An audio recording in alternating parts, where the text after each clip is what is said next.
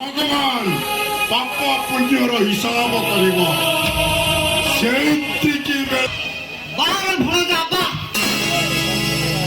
আরে ମୁଁ ତ ଦେଖୁଛି ତୋର ତ ପୁରା ଡିଜେ ମାର୍କା ବ୍ରେନ୍ ଆଉ ଏ ଦେଶୀ ବୋତଲରେ ବିଦେଶୀ ବୁଦ୍ଧି ବାବୁ ମୁଁ ବୁଝେଇ ତାକୁ ପୁରା ଠକି ଗଲେଣି। ତମେ ଟିକେ ତାକୁ ବୁଝାଅ। আরে ମୁଁ ତ ସେଇ କଥା କହୁଛି ମତେ କେହି ଜଣେ ବୁଝା ଆରେ ବୁଝା କହୁଛି ଭୁଲି ଯାଏ ତାକୁ ଭୁଲି ଯାଏ ତା ସ୍ମୃତିକୁ ଭୁଲି ଯାଏ ତା ପ୍ରେମ ତା ସ୍ୱପ୍ନକୁ ମତ ବାବୁ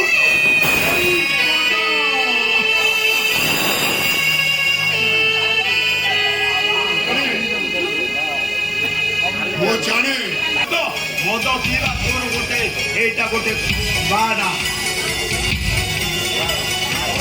ମୋ ପ୍ରଶ୍ନର ଉତ୍ତର ଦିଅ ଡାଡି ମୋ ପ୍ରଶ୍ନର ଉତ୍ତର ଦିଅ ତମକୁ ମୋ କଥା କଣ ଶୁଭୁନି ତମେ କଣ ଏ ବାହାଘରରେ ଖୁସି ମୁଁ କହୁଛି ଭଣଜା ଏକା ତ ଡାଟି ନୁହନ୍ତି ଏ ବାହାଘରରେ ଆମେ ସମସ୍ତେ ଖୁସି ହସି ଦେଲେ କେହି ଖୁସି ହୁଏ ନା ମାମୁଁ ମତ୍ସର ମୁଁ ଜାଣେ ତମ କେହି ନ ଜାଣିଲେ ବି ମୁଁ ଜାଣିଛି ତମ ହସିବାର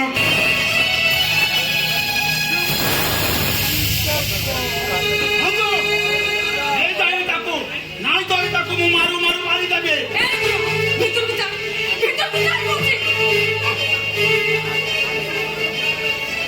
ଶାଶୁ ମାରୁଥାଏ ବୋଉକୁ ବୋଉ ଅଭିମାନୀ କାହାକୁ ମାରିବ ମାରୁଥାଏ ଚୁଲି ମୁହଁକୁ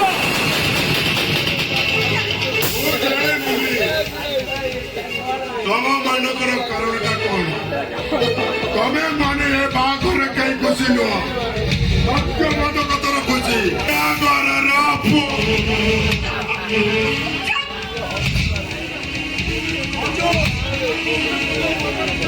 ভলরে ভলরে মঞ্জ মু কହୁছি নাই তা মনে রাখো মন গোবিন্দ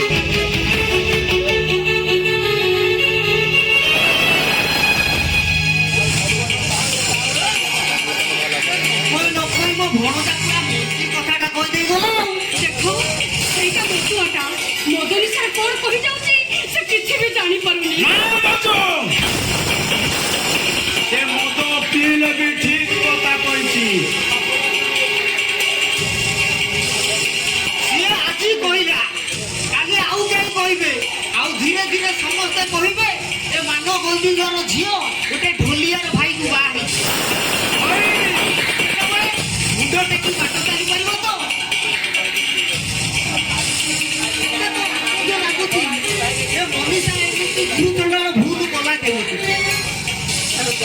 ଯଦି କଲା ଗୋଟେ ଡିଜେ ବାଲାକୁ ଲଭ କଲାନି ନା ତମେ ବାପ ମା ଦି ଜଣ ଯାକ ଏ ବାହାଘରରେ ରାଜି ହେଇଗଲ নাই ভাই নাই আমি রাজি হেলুনি বাধ্য হেলু କାହିଁକି କାହିଁକି ବା ଏ ବାହାଘରଟା କଣ ନ ହେଇଥିଲେ ହେଇନଥାନ୍ତା ଏ ଘର ଭିତରେ ବାନ୍ଧିକି ପକେଇ ଦେଇଥାନ୍ତ ସେ ଟୋକା ପାଖକୁ ଦି ଚାରିଟା ଡିଜେ ମାର୍କା ଟୋକା ପଠେଇ ଯାକ 10-15 ଟଙ୍କା ଦେଇଥିଲେ ପ୍ରେମ ଫେମ ସବୁ ଛାଡି ଯାଇଥାନ୍ତା ଆମ ଝିଅ ଆମ ଅକ୍ତିଆରେ ନଥିଲା କଣ କରିବୁ କର ଶୀଘ୍ର ଚିନ୍ତା କର।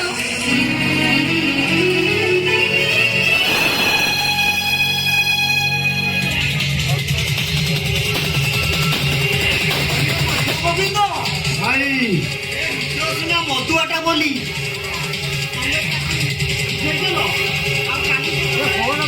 ଭାଇ ବନ୍ଧୁ ସାହି ପଡ଼ିଶା ସମସ୍ତେ କହିବେ ସେତେବେଳେ କଣ କରିବ ତମେ নায়কটাকে মারি দেবি ମଦକୁ ମାରିଦେଲେ ତମ ଝିଅଟା ବିଧବା ହେଇଯିବ এইটা অভিনবা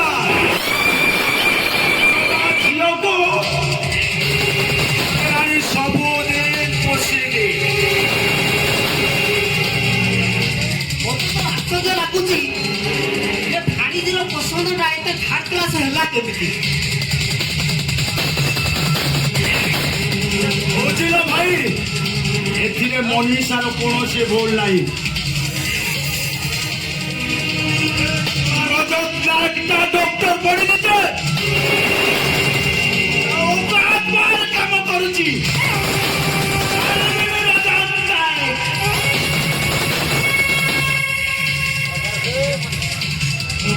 ଏମିତି କଲା ଯେ ତମେ ଝିଅଟାକୁ ତା ସହିତ ବାହା ଦେବାକୁ ରାଜି ହେଇଗଲ। ଶୁଣିବ ଭାଇ, ଶୁଣିବ ସେ କଣ କରିଛି।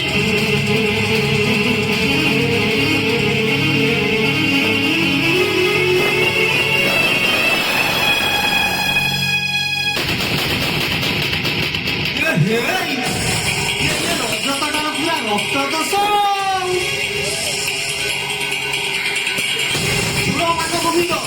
ସିଏ କେମିତି ତମର ମାନ ସମ୍ମାନକୁ ସବୁ ମାଟିରେ ମିଶେଇ ଦେଇଛି, ତମେ ବି ଠିକ ସେମିତି ତା ପରିବାରଟା ପୁରା ବର୍ବାଦ କରିଦିଅ। ସବୁ ଦେଖା ହବ ସେ ରଜତନାଥର ଏମିତି ଅବସ୍ଥା କରିବେ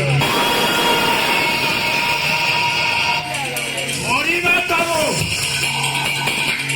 ସେ ବଞ୍ଚିବା ଅପେକ୍ଷା ମରିବାକୁ ବେଶୀ ପସନ୍ଦ କରିବ।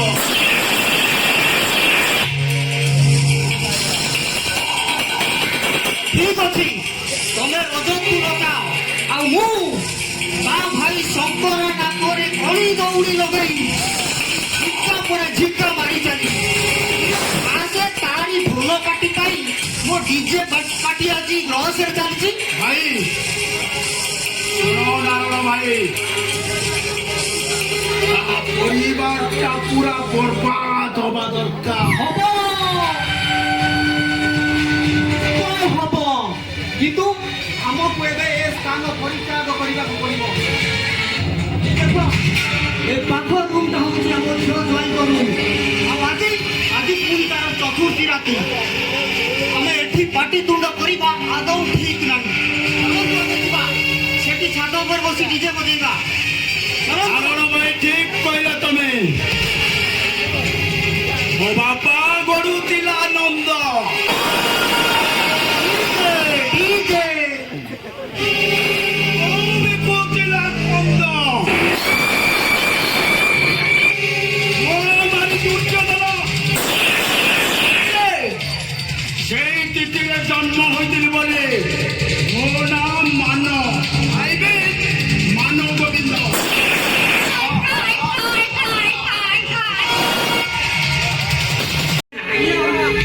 ଏ ନଥାଉ, ସିଧା ଘର ଭିତରକୁ ମାଡ଼ିଯିବା, ସେଇଠି ଯାଇ ଡିଜେ ବଜେଇଦବା।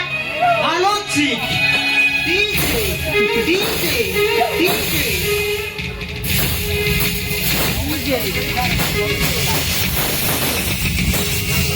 ଓ ଶଙ୍କରା, ଶଙ୍କରା, ଶଙ୍କରା ବୋଧେ ଘରେ ନାହିଁ। ଏ ନଥାଉ, ପୁରା ବାନ୍ଧୁତ ଥିବ। ହାଲୋ ଚିକ୍, ହାଲୋ ଚିକ୍, ଦେଖିବା ଦେଖିବା କଣ ହଉଛି।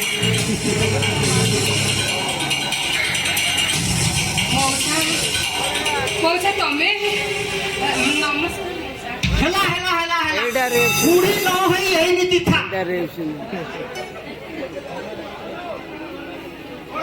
ଶଙ୍କରା ଘରେ ନାହିଁ କି? ନା, ସେ କଲରେ ଯାଇଛନ୍ତି, ଇଏ ସେ ଥିଲେ। ଏପର୍ଯ୍ୟନ୍ତ ଫେରି ନାହାନ୍ତି। ସେ ଥିଲେ କେତେ ନଥିଲେ କେତେ, ଆଉ ତୁ ତ ହଉଛୁ ଦବା ଲୋକ, ମୁଁ ନବା ଲୋକ। ତୁ ଦେଇଦବୁ, ମୁଁ ନେଇକି ଚାଲିଯିବି। ଆଜି କି ଡେଟ୍ ଦେଇଥିଲା ଶଙ୍କରା? 5 ବର୍ଷ ହେଲାଣି 20,000 ଟଙ୍କା ଆଣିଥିଲା। ହେଲେ ସୁଧ ମୂଳ ମିଶିକି ବର୍ତ୍ତମାନ 98,000 ଟଙ୍କା ହେଲାଣି। ହେଲେ ପଇସା ଦବାର ନା ନାହିଁ।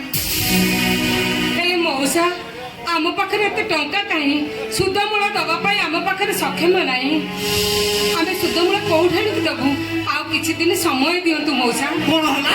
କିଛି ଦିନ, ଆହୁରି କିଛି ଦିନ, କହି କହି ଏମିତି 5 ବର୍ଷ ହେଲାଣି। ଇଏ ଭାଇକୁ ପାଠ ପଢେଇବାକୁ ଟଙ୍କା ଆଣିଥିଲା। ଭାଇ ତ ଡାକ୍ତର ହୋଇ ତା ବାଟରେ ଡିଜେ ବଜେଇଲା। ନାଇଁ, ମୋ ଟଙ୍କା ବୁଡିବ, ମୋର ଡିଜେ ମାର୍କା ଟଙ୍କା। ଟଙ୍କା ନେବି ଯିବି, ତା ନହେଲେ ଘରେ ସବୁ ଯୋଉ ଫୁଲ ଫୁଲ ଅଛି, ଟଲି କିମ୍ବା ଗୋଟେ ଅଟୋ ଡାକିବି, ସବୁ ଲୋଡ କରି ନେଇ ଚାଲିଯିବି। ନାଇଁ ମଉସା ନାଇଁ, ଆପଣ ସେମିତି କୁହନ୍ତୁନି। ଆକାଶ ଚାକିରି ଖୋଜୁଛି, ଆଉ ରୂପା କଣ କୋଉ ଅଫିସରେ କାମ କରିବ ବୋଲି କହୁଛି। କେତେ ଜଣ ରୋଜଗାର କଲେ ଆମେ କଣ ଆପଣଙ୍କ ଟଙ୍କା ସୁଝି ଦେବୁନି? ସୁଝିବ? ଇରେ ତମେ ଏଠି ରହିଲେ ତମ ପଇସା ସୁଝିବ?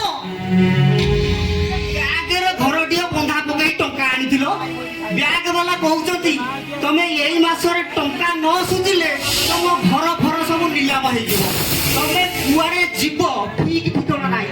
ଇଏ ମୋ ଟଙ୍କା କଣ ସୁଝିବ? ହାଁ ନାଇଁ ମଉସା ନାଇଁ, ଆପଣ ସେମିତି କୁହନ୍ତୁ। ତମେ ଦବ ମୁଁ ଯିବି, ତାପରେ ଯାଇକି ଏଠୁ ଯିବି। ଆପଣଙ୍କ କହିବା କଥା ଯଦି ସତ ହେଇଥାଏ ତାହେଲେ ଆଉ କିଛି ଦିନ ଆମକୁ ସମୟ ଦିଅନ୍ତୁ। ଏ ସମୟରେ ଆମକୁ ସାହାଯ୍ୟ କରିବା କଥା। ହେଲେ ଆମ ଏଠି ବାହାର କରିଦେଲେ ଆମେ ରହିବୁ କୋଉଠି, ବଞ୍ଚିବୁ କେମିତି? ଯାଉନା ସେ ସ୍କୁଲ ଘରକୁ, ସେଠି ଲମ୍ବା ପିଣ୍ଡା ପଡିଛି, ସେଇଠି ରହିବ। ମଉସା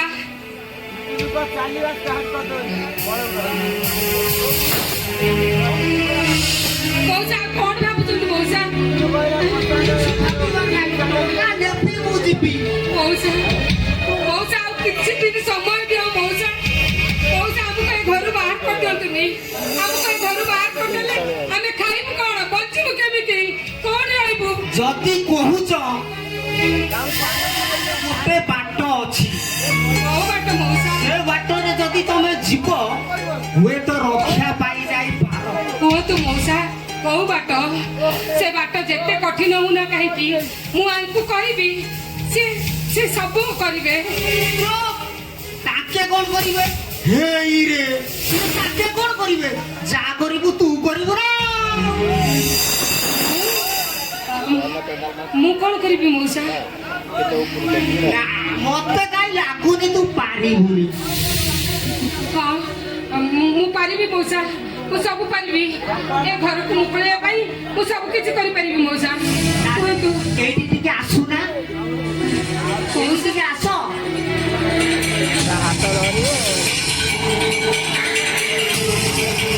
ତୁ ସତରେ ପାରିବୁ?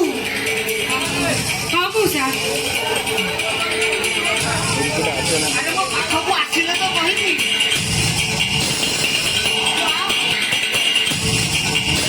ମୁଁ ଆଉ କେଇଦିନ ବଞ୍ଚିବି କହିଲୁ? କାହିଁକି ମଉସା, ତମକୁ କଣ ବଡ ରୋଗ ହେଇଛି ନା କଣ? ଆଇଲୋ ମତେ ପୁରା ଡିଜେ ରୋଗ ହେଇଛି। ଏଇ କଣ କରୁଛନ୍ତି ମଉସା? ଛାଡ ହାତ, ଚାଲିବନି।